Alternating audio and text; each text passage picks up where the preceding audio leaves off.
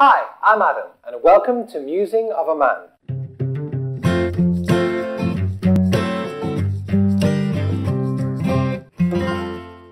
So you've got the best idea for the next YouTube channel, or you just want to start getting into filming with a decent camera. I'm the same. So I've made this video to kind of compile the things that I've learned over the last weeks and months, and hopefully they'll kind of answer some of the questions that you have at the moment with regards to setup, equipment, technique, things like that. So firstly, camera setup. Well, obviously you're going to need a decent camera. Not a really expensive camera, but a decent camera. I have a DSLR, I have a Nikon D3200. Anyone who knows anything about DSLRs will know that the 3200 is kind of the entry-level model. But it still is a really good piece of kit, especially if you're just getting started like me.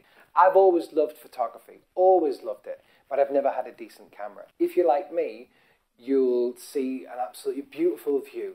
You'll see a gorgeous landscape, or you'll see the moon literally shimmering all the way down the sea. And you think, oh, that'd be a great picture. So you get your camera that you've got. More often than not, nowadays, it's your phone.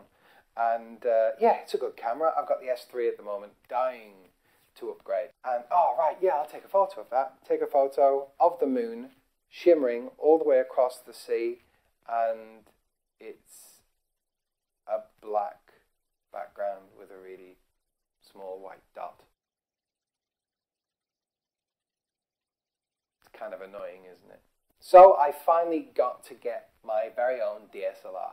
And for the last few months, I have been going crazy, playing, taking pictures of everything. My family aren't really appreciative of that. They like my pictures now. Oh yeah, they're really nice, they're really good, and I'm really proud of that.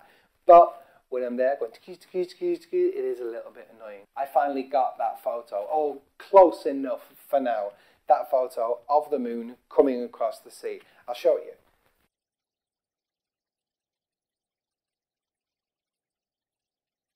So, that's me really. I don't really know too much, but there's a few things that I have learned. Having your camera set up the right way is of utmost importance. I found the best way is to go straight into manual mode. It can be a little bit daunting, but if you get the settings right, it's absolutely brilliant. Firstly, turn off automatic focus. It's brilliant for photography, gets it in, fine-tunes it for you, that's brilliant.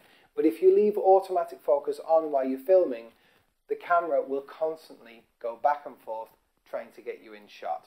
So with the autofocus turned off, let's get into the other bits. Aperture. If you don't know what aperture is, it's literally the amount of light that comes through the lens. Aperture is just like your iris in your eye. If it's really low light, your iris goes really wide.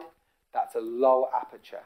The lower the number, or the f-stop, that's what they're called. Aperture is referred to as f-stop.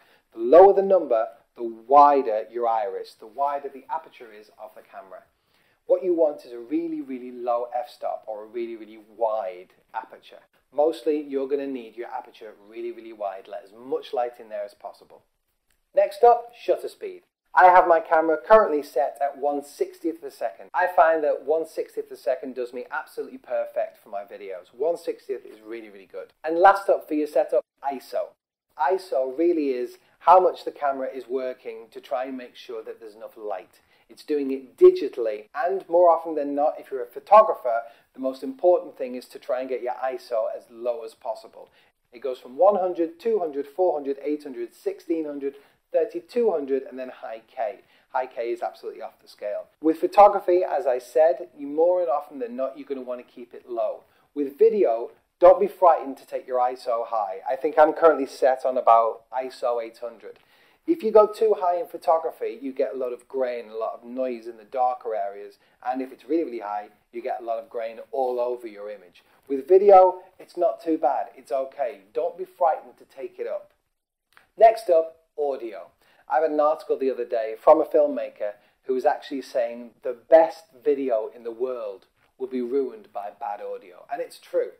The built-in microphones of a DSLR, they're not great. They take in virtually everything around you, and they're not really great for filming something like a YouTube channel or anything even half professional.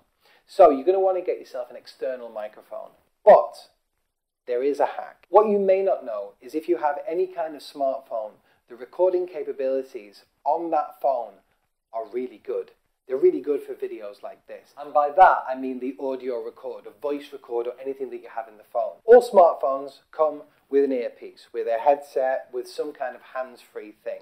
You've got earphones and you'll have a microphone built in, quite often with the volume switches, maybe another little button. If you've got an iPhone, if you've got a Galaxy, any kind of Samsung, any kind of Nokia, they all come with it. That's what I'm recording on today. It's not actually the Samsung brand. I'm using a Samsung S3. I know I was slagging it off before, but I have a Samsung S3 and I'm actually recording the audio on that phone right now. My phone is in my back pocket. I've got a mic just underneath here. Hear that? And that's recording most of my voice. Next up, lighting. You'll find that lighting is very important, really important if you want to get it absolutely slick. My next step is to get a pair of softboxes.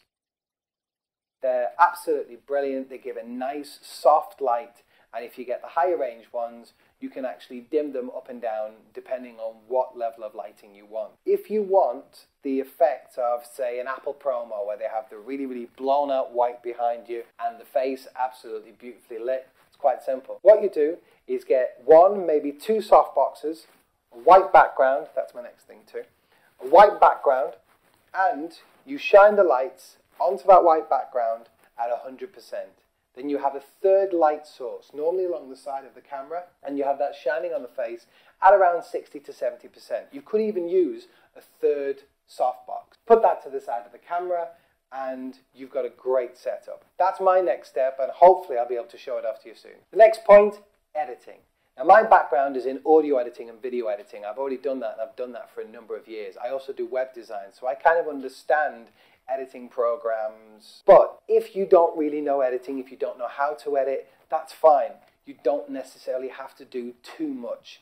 You will have to do some, but you don't necessarily have to do too much editing. If you have a Windows laptop or PC, they already come preloaded with Windows Movie Maker, or you can download it straight from the Microsoft site for free of charge. Now, Windows Movie Maker is like the Fisher-Price of movie editing. It lets you edit your videos, but it doesn't let you do too much. But if you don't know how to edit at all, have a look on some of the YouTube tutorials that some of the other channels have. They're absolutely brilliant. They'll talk you through step by step how to edit on Windows Movie Maker. In the same way, once you're ready to step up with your editing, there are YouTube channels around there with tutorials about virtually any editing software out there. Myself, right now, I'm using Sony Vegas Pro.